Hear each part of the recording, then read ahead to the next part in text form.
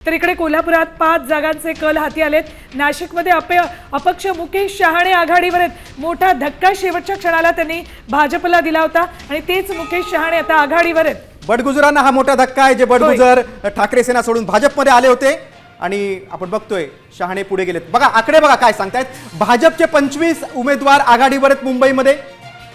मुंबईतले हे सुरुवातीचे कल। भाजप 25 जागी आघाडीवर आहे, शिंदे सेना 7 जागी आघाडीवर आहे। शेवटच्या क्षणापर्यंत भाजप आणि शिंदे सेनेमध्ये जागा वाटप सुरू होतं आणि त्याच ठिकाणी भाजप इतक्या मोठ्या प्रमाणात आघाडी घेताना अजित पवारांची राष्ट्रवादी काँग्रेस मुंबईत एका जागेवर आघाडीवर आहे। बघा सोलापुरातील 22 जागांवर भाजपची आघाडी आहे। काँग्रेसच्या खासदार प्रणिती शिंदेंना हा धक्का आहे।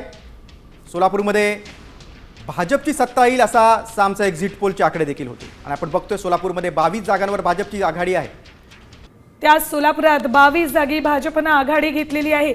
सुरुवातीचे हे कल आहेत। पोस्टल मतमोजणीनुसार हे कल हाती यायला लागलेले आहेत। तर मुंबईतल्या 227 जागांपैकी 25 जागी भाजप आघाडीवर आहे।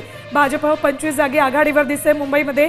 तर शिंदे सेना सुद्धा सध्या 7 जागांवर आघाडीवर आहे। बघा मुंबईचा किंग कोण याची उत्सुकता सर्वांनाच आहे। आता सुरुवातीचे जे कल येत आहेत त्यानुसार आपण बघतोय की भाजपने आघाडी घेतलेली आहे। राष्ट्रवादी काँग्रेस एका जागेवर आघाडी आहे।